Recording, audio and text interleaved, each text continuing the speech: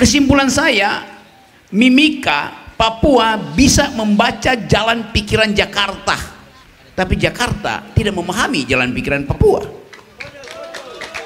Nah, kritisisme itu adalah pembuluh darah politik. Tanpa kritik, politik berubah menjadi kerajaan. Tanpa kritik, politik berubah menjadi totaliter.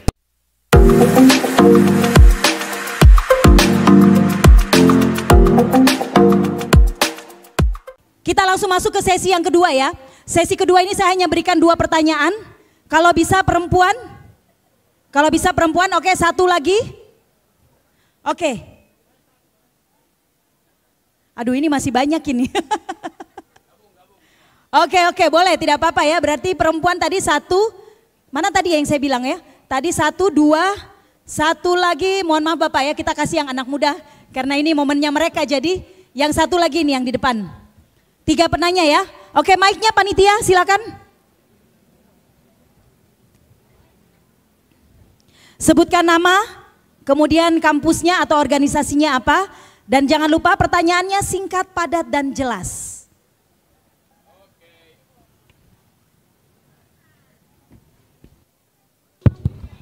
Baik, terima kasih. Perkenalkan, nama saya Thalia Sri Mulyani dari Sekolah Tinggi Ilmu Ekonomi Jambatan Bulan Timika. Dan juga saya mengikuti organisasi di Himpunan Mahasiswa Islam. Jadi mungkin langsung saja pada pertanyaan saya, kenapa anak muda harus melek politik dan bagaimana cara tetap menjaga politik ideologis ketika ruang itu sesak oleh politik pragmatis? Dan bagaimana anak muda harus melihat dan menyikapi realitas politik bangsa saat ini ketika sistem diatur oleh politik amplop? Terima kasih.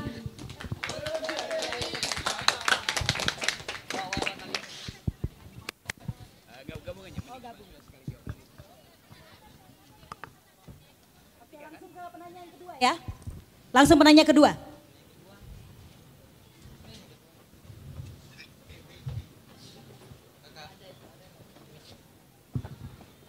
Baik, selamat sore. Hidup mahasiswa? Hidup perempuan yang melawan? Hidup bangsa Papua. Oke, baik, perkenalkan saya Rosio. Saya merupakan mahasiswa mahasiswa jalan-jalan mungkin. Sekarang saya sedang mengerjakan tesis dari salah satu universitas swasta terbaik di negara, dari negara Konoha. Karena ini merupakan negaranya Pak Mulyono yang terhormat. Baik, langsung saja ke pertanyaan. Buat saya, seperti yang tadi sudah disampaikan oleh Bung Rocky ini merupakan inspirator yang luar biasa bagi saya. Jadi pertanyaan saya itu lebih kepada masyarakat adat, di mana lagi-lagi kalau berbicara politik kan tentu ada politik yang vertikal dan horizontal. Nah, kita berbicara mengenai politik vertikal. Politik vertikal itu dari atas sampai bawah yang mengenai akar-akar rumput. Namun hari-hari ini kalau berbicara soal akar rumput, banyak sekali lapisan bawah masyarakat yang belum terkena dampak daripada indahnya pesta demokrasi selama beberapa hari atau beberapa bulan ini, yang pastinya akan menuju pada 5 tahun ke depan. Berkesinambungan juga dengan pertanyaan yang sudah disampaikan tadi Ade Sri Mulyani, bahwa ada politik amplop yang cuma diterima 1 hari 500.000, terus itu tidak berdampak apa-apa untuk 5 tahun ke depan. Berbicara juga soal politik vertikal, sebenarnya menurut Bang Rocky sendiri, tentu masyarakat adat di sini pastinya akan sangat terkena dampaknya. Apalagi kalau misalnya di Timika kita berbicara soal tambang dan segala macamnya itu.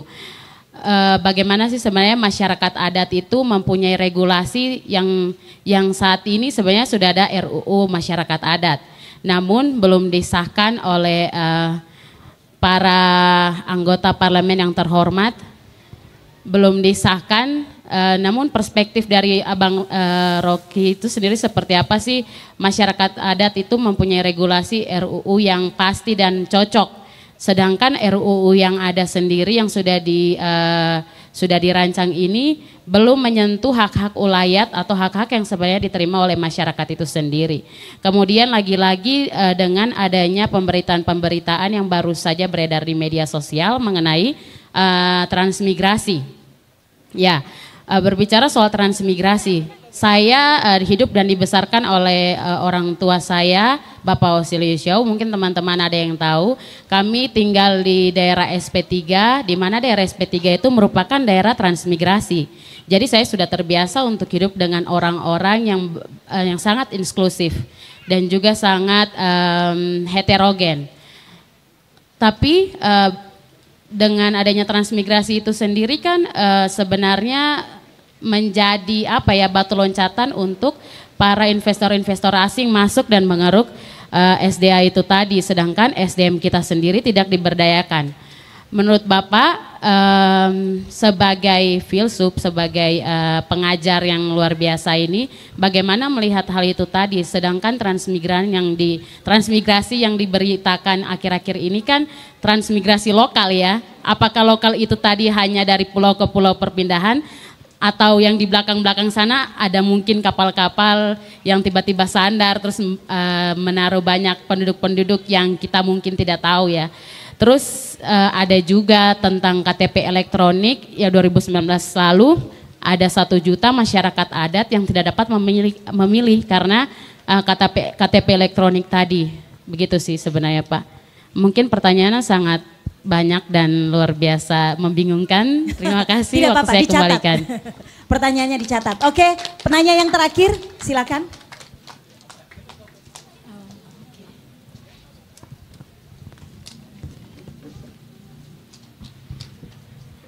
Baik, selamat sore Bapak Rocky Gerung dan Ibu. Di sini saya mau bertanya soal tema yang diberikan pada saat ini bahwa kita berdamai dalam politik, berdamai dalam politik saja ya, maksudnya sambil kata yang singkat saja. Jadi di Papua ini namanya siapa? Namanya Kevin. Untuk organisasi dan lain-lain kosong, nihil, saya berjuang sendiri dan berpikir. Oke. Untuk berdamai dengan politik ini saya kira mungkin bagi kami beberapa, maksudnya hampir keseluruhan atau tidak tahu ya, mungkin maaf ya untuk kakak-kakak dong, mungkin yang lain saya berpikir sendiri, pokoknya untuk saya punya pikiran.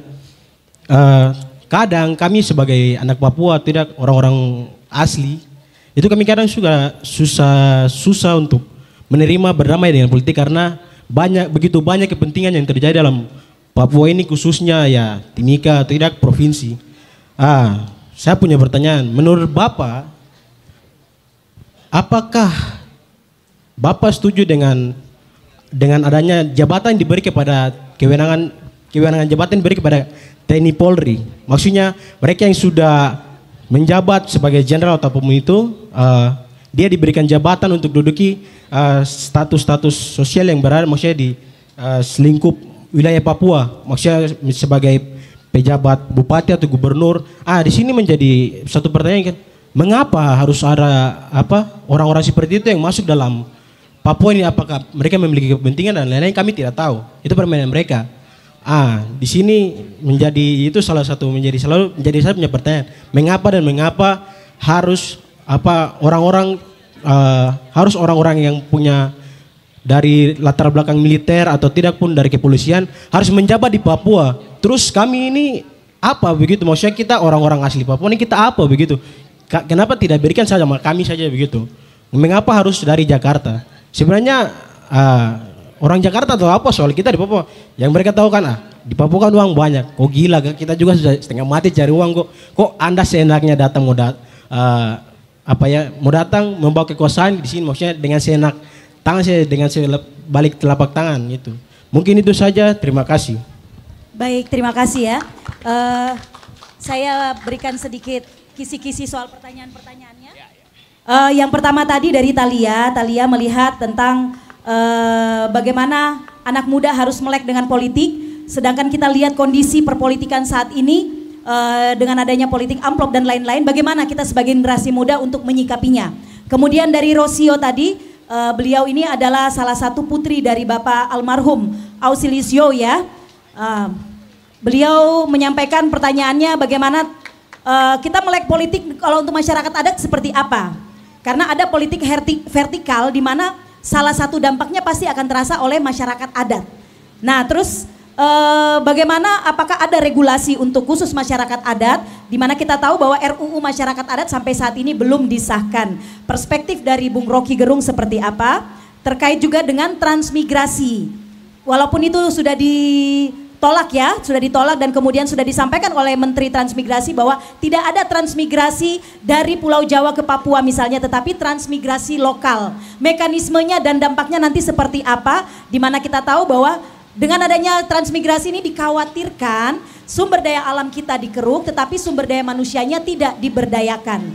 Kemudian yang ketiga dari adik Kevin tadi tentang berdamai dengan politik ya. Kita sebagai orang asli Papua sulit rasanya kita berdamai dengan politik. Melihat dengan kondisi perpolitikan bangsa di Indonesia saat ini, kalau kita realisasikan di Papua ini sangat sulit buat kami. Seperti itu mungkin ya. Dan bagaimana pandangan dari Bung Rocky Gerung terkait dengan Purna dari TNI Polri yang kemudian mendapatkan jabatan politik di Papua. Saya pikir itu. Ya, dari tiga penanya tadi nadanya sama, pesimis, marah, gelisah. Jadi itu sendiri sudah menunjukkan ada opini publik, ada opini politik. Kan tiga tadi mau menerangkan bahwa kami bisa mengatur diri kami sendiri. Kenapa tidak dipercaya sehingga harus pemimpin itu harus nyogok kami? Kenapa kami tidak dipercaya untuk mendistribusikan sumber daya kami sehingga mesti ada transmigrasi? Kenapa kami tidak dipercaya untuk self government sehingga mesti diimpor mereka yang punya pangkat atau bekas pangkat? Kan itu menandakan ada pikiran tajam justru dari anak muda tentang nasib negeri ini tuh. Kesimpulan saya, Mimika Papua bisa membaca jalan pikiran Jakarta, tapi Jakarta tidak memahami jalan pikiran Papua. Jelas itu kesimpulannya tuh. Kita mau ubah itu dengan mengaktifkan justru politik anak muda. Saya tahu kecemasan itu. Tetapi sekaligus kita evaluasi, mampu nggak kita secara jujur mengatakan bahwa kami anak muda Papua mampu mengatur diri sendiri, tidak perlu senior, tidak perlu kakanda. Yang ada di sini adalah semua ingin jadi kandidat. Kanda di mana, Dinda merapat. Itu namanya kandidat. Mental itu juga mesti diubah. Jadi sekali lagi, di dalam upaya kita memaksimalkan argumentasi, kita tunjukkan bahwa fasilitas yang disediakan oleh alam Papua memungkinkan kami mengatur diri kami sendiri secara demokratis. Kalau itu kita ucapkan berkali-kali dengan fakta dan argumen yang kuat, bukan cuma Jakarta yang ingin kita tegur, tapi kita ingin tegur juga dunia internasional yang berupaya untuk masuk ke Papua dengan segala macam sensasi, dengan segala macam potensi, dengan segala macam upaya untuk mengambil sesuatu yang ada di Papua. Ini Papua ini ada segala hal, tapi juga beragam problem ada di sini. Soal miras misalnya, problemnya halangi miras, berantas alkohol, karena alkohol menyebabkan kekerasan. Coba kita lihat perlahan-lahannya. Apa penyebab alkohol menyebabkan kekerasan? Setiap hari Jumat, kalau teman-teman ada di Tokyo, ibu kota Jepang itu, setiap hari Jumat, satu kota itu mabuk. Jalan pun orang goyang. Karena itu di Tokyo itu, setiap 50 meter ada toilet untuk muntah. Kenapa hari Jumat itu hari untuk mabuk? Karena mereka udah kerja dari Senin, Selasa, Rabu, Kamis. Artinya mereka membahagiakan diri di akhir pekan dengan minum. Bagian dari local wisdom, bagian dari tradisi nenek moyang mereka. Memanfaatkan sake. Jadi mereka bekerja lalu menikmati hasilnya. Dan hari Jumat mereka santai dengan alkohol. Karena mereka sudah bekerja, maka mereka menikmati alkohol. Di kita di sini terbalik. Karena tidak ada kerjaan, kita minum-minum. Kan itu yang terjadi tuh. Jadi beri kesejahteraan pada rakyat. Jangan halangi mabok-mabok tapi kerjaan tidak diberikan. Bukan saya anjurkan mabok, tapi kita mesti lihat sebab akibatnya apa. Kebijakan politik harus melihat sebab akibat itu. Regulasi tentang alkohol harus sekaligus merupakan regulasi untuk menciptakan lapangan kerja. Itu dasarnya tuh. Masyarakat adat punya hak untuk mengatakan bahwa kami dihidupi oleh bumi ini. Yang salah menganggap bumi ini adalah milik manusia, bukan. Manusia itu dimiliki oleh bumi, itu jalan pikirannya. Usia kita, usia bumi kita baru 3 juta tahun, usia manusia baru 3-4 juta tahun. Bumi usianya udah 100 miliar tahun. Jadi bumi datang lebih dahulu dari manusia. Maka setiap kita bisa mengatakan kita dimiliki oleh bumi itu. Karena itu kita hormati bumi. Jadi dasar-dasar pikiran itu. Kalau disebut ada local wisdom, ya kita tahu semua tempat ada local wisdom. Tradisi hidup dalam upaya untuk menyatakan bahwa manusia itu terikat pada budayanya tuh. Kita bisa fasih bahasa asing, kita bisa fasih semua hal yang dihidupkan di dalam kosmopolitan global, tapi kita pada akhirnya diikat oleh DNA dan kebutuhan kultural kita. Di situ identitas kita tuh. Jadi sekali lagi saya kasih contoh, satu waktu ada seorang guru besar ilmu politik yang lari dari Jerman ketika Perang Dunia Kedua karena dikejar-kejar oleh Nazi, fasisme, Hitler. Dia lari ke Amerika. Jadi guru besar ilmu politik di Amerika. Suatu waktu, karena dia lama di Amerika, bahasa Inggrisnya sangat sempurna tuh. Satu waktu dalam pertemuan internasional, dia berceramah pakai bahasa Jerman. Lalu ada orang yang protes, namanya Hannah Arendt, profesor itu. Profesor Hannah Arendt, mengapa Anda berbicara dalam bahasa Jerman? Bukankah ini pertemuan internasional? Kata Hannah Arendt, saya menguasai bahasa Inggris. Saya menguasai bahasa Inggris, tapi saya dikuasai oleh bahasa ibu saya, bahasa Jerman. Jadi bagi dia adat itu tidak mungkin hilang dari cara dia berpikir. Demikian juga kita di sini tuh. Kultur yang menghidupi kita tidak mungkin dibatalkan oleh kultur yang datang dari luar, kecuali dipaksakan. Begitu dipaksakan terjadi konflik gitu. Itu dasarnya tuh. Jadi kemampuan kita untuk menghidupkan perbedaan, keragaman, itu yang memungkinkan. Mimika ini kan tumbuh berdasarkan pergaulan keragaman budaya. Di dalam masyarakat Papua sendiri ada keragaman budaya. Hutan Papua adalah keragaman kultural kita. Berapa jumlah hutan di Papua? 30 juta hektar. 80% dari hutan Papua itu adalah hutan primer. Di dalam hutan Papua itu ada 20.000 jenis tumbuhan, ada 6.000 jenis mamalia, ada 3.000 jenis serangga, dan ada 500 masyarakat adat. Hak mereka ini yang mesti diperhatikan. Kalau Anda mau bikin food estate, tanya pada ular di situ, tanya pada burung kasuari, tanya pada buaya di situ, tanya pada masyarakat adat. Itu yang disebut sebagai AMDAL. Hormati keragaman itu. Jadi sekali lagi betul bahwa kita marah, kita gelisah, kita diombang-ambingkan dengan sesuatu yang tanpa kita tahu arahnya kemana. Itu pentingnya dari sekarang, jangan pasif pada politik. Kita aktifkan politik untuk menguji apakah politik, bahkan yang dipaksakan dari luar, menghormati kultur kita, memuliakan manusia, menghasilkan keadilan. Jadi politik adalah keinginan untuk menjaga keberagaman. Politik dimaksudkan untuk memastikan keadilan. Politik dilaksanakan supaya ada kebahagiaan untuk semua warga Timika, warga negara. Saya kira itu pesan saya, dan kita mesti pastikan bahwa evaluasi politik harus dilakukan tanpa dendam. Karena kalau kita dendam, kita udah punya tadi siasat di kepala untuk menjerumuskan seseorang, menjebak seseorang. Kita katakan bahwa kami, masyarakat Mimika, menginginkan Timika itu jadi ibu kota yang basisnya adalah Bhinneka Tunggal Ika. Kan enak kan?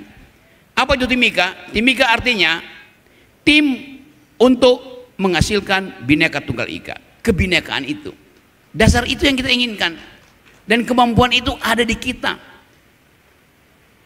Dalam 1 jam ini saya dengar semua suara kritis dari teman-teman mahasiswa. Nah, kritisisme itu adalah pembuluh darah politik. Tanpa kritik, politik berubah menjadi kerajaan. Tanpa kritik, politik berubah menjadi totaliter. Jadi pastikan bahwa kita bernapas dengan ilmu pengetahuan dan kita menguji politik dengan fasilitas ilmu pengetahuan.